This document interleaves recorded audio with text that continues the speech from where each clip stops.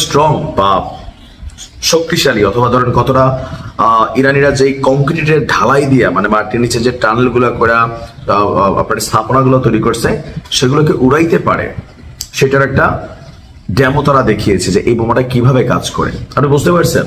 তার মানে আমরা ডোনাল্ড ট্রাম্পকে নিয়ে যে চিন্তা ভাবনা গুলো করছিলাম যে বাইডেন তো ভাই একটু ভালো, ট্রাম্প তো না একদম দেইরা, কিন্তু বিষয়টা হচ্ছে দিন শেষে এটা তাদের চূড়ান্ত একটা পরিকল্পনার 15 বছরের ইনভেস্টমেন্ট এবং কি ইরানের এই প্রতিষ্ঠানগুলো নিয়ে গবেষণা করা, প্লাস সেখানে কিভাবে অভিযান চালাবে, কিভাবে পেচকি লাগাবে, ইসরায়েলকে দিয়ে কিভাবে থামাবে।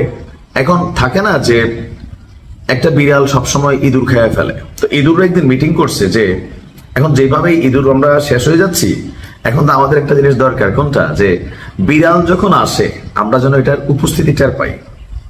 তো কি করা দরকার? বিড়ালের গলায় একটা ঘন্টা বাঁধা দরকার। কিন্তু ঘন্টাটা বাঁধতে যাবে কে? ডোনাল্ড ট্রাম্প হচ্ছে সেই ইঁদুর যিনি বিড়ালের গলায় ঘন্টা বাঁধার কাজটা করতে গেছিল, কিন্তু সফল হয়নি। আরো অনেক পরিকল্পনা হয়তো আছে। আল্লাহ হেফাজত করুন।